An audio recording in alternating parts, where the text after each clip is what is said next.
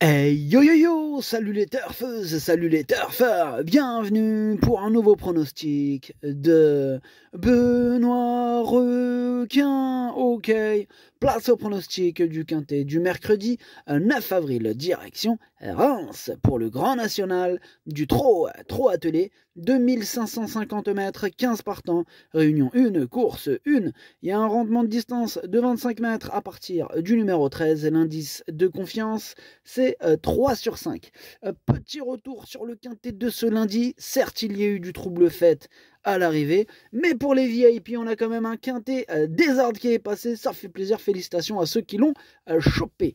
Cette vidéo, je l'attends avant l'arrivée du quintet de ce mardi et je reviendrai dessus demain. Ok, c'est parti. On commence le pronostic et on commence avec le numéro 1, Hello Paname. Et on écoute Jean-Rémy Delio. Oui, alors Hello Paname, il a couru il y a 2 semaines. Alors, il n'a pas fait grand-chose depuis, il est resté bien. S'il a le même parcours, il va être compétitif. S'il prend un bon départ et qu'il est près des chevaux de tête, il va finir vite. Il ne sera que plaqué devant, mais a déjà bien couru ainsi. Ok, merci. Jean-Rémy, ce numéro, moi, il me plaît bien. Je l'ai gardé, mais en toute fin de combinaison. On passe au numéro 2, InShot Jocelyn, et on écoute Esteban de Jésus. InShot Jocelyn reste sur une très bonne prestation. Il a fini en avançant, c'est de bon augure pour la suite. Il est monté en condition là-dessus, il a bien travaillé. On a patienté en vue de cet engagement, il sera donc économisé dans le parcours. Si cela se passe bien, on en attend une bonne performance. Ok, merci Esteban. En tout cas, ce numéro 2 fait partie de mes préférés, je l'ai carrément mis quatrième, il peut faire très mal. On passe au numéro 3, Gamin de Mahé, que je n'ai pas retenu, c'est un regret, c'est mon deuxième cheval de complément en cas de non partant. Donc on enchaîne avec le numéro 4, Gordon Mijak, et on écoute encore Esteban.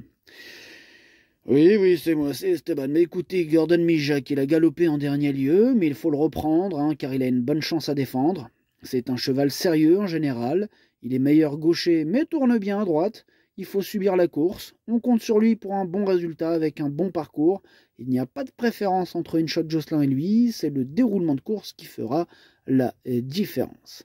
Ok, merci Esteban. Donc, on a bien, comme l'a dit Esteban, question de parcours. Et effectivement, ça va se jouer au parcours, mais même si j'ai une préférence pour son autre pensionnaire légèrement. Voilà, moi je l'ai mis cinquième.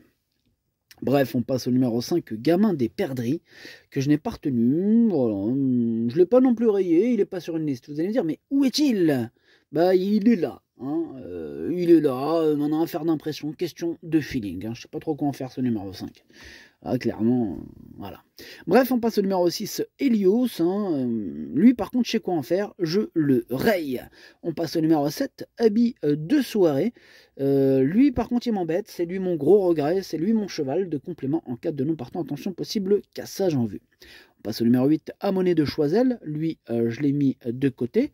On passe au numéro 9, Hold Up du Dijon. Lui non plus je l'ai pas retenu. Par contre, attention, il est tout seul sur ma petite liste des possibles casseurs de tickets repérés. Comme il est tout seul, on va lui mettre la petite casquette et on va faire de lui un capitaine. Bravo Hold Up du Dijon, tu es le capitaine de la liste. Bref, on passe au numéro 10, Chiara de Vandel, et on écoute Laurent Claude Abrivard. Écoutez, Chiara de Vandel a enregistré plusieurs bonnes performances l'automne dernier. Elle n'avait pas un bon programme ensuite cet hiver et a été contrainte d'affronter les meilleurs. Elle a très bien tenu sa partie dernièrement à Caen et elle est actuellement plus à l'aise à main droite. L'opposition est toujours relevée dans les étapes du Grand National du Trot, mais en se faisant ramener, elle devrait bien faire à ce niveau. Ok, merci Laurent. En tout cas, ce numéro 10 fait partie de mes préférés. Je l'ai mis sur le podium à la 3e place. En parlant de podium, on va rester dessus avec Jamin de Brion, le numéro 11. On écoute Mathieu Abrivard. Écoutez, Jamin de Brion a rempli son contrat en remportant l'étape de Salon de Provence, mais ça n'a pas été une course facile. Il y avait du vent et il a tiré un peu. De plus, il a fait un long déplacement. Bon, voilà, là, il semble toutefois avoir bien récupéré. L'engagement au premier échelon est sur mesure et il va apprécier ce parcours. Il compte 10 succès en 11 tentatives, en 11 tentatives à droite. J'espère qu'il va soigner ses stats. J'espère qu'il va les soigner, ses stats. Ça sent la victoire avec ce numéro 11. Ah ouais, ça sent bon. Je l'ai mis, évidemment, c'est lui mon préféré. Bref, on passe au numéro 12, Gis, on écoute Eric Beauvais. Bah, Gis, il est régulier. Hein. Bon, la dernière fois, il n'était pas trop à l'aise en Anguin. Bon, pour finir, son driver, il n'a pas pu vraiment le lâcher, hein, t'as vu. Bon, au travail, tout a l'air ok, donc je n'ai pas trop compris pourquoi. Hein, voilà. On va seulement le plaquer devant ce coup-ci pour voir si le problème venait de là. Il y a une certaine opposition, mais s'il a un bon parcours, il peut être dans le quintet. Ok, merci Eric. Bah, ce numéro 12, je l'ai gardé, je l'ai mis 6ème.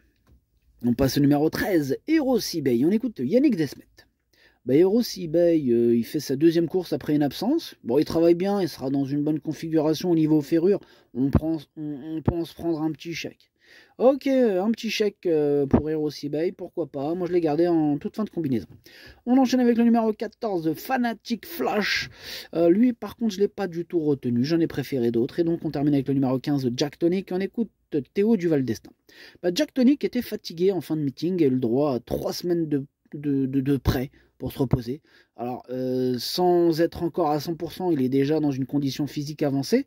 Rendre 25 mètres à Reims n'est pas l'idéal, mais nous n'avons pas le choix des engagements.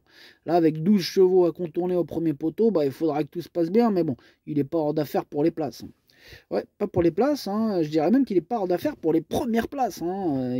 Moi, je l'ai carrément mis 2ème, donc voyez-vous.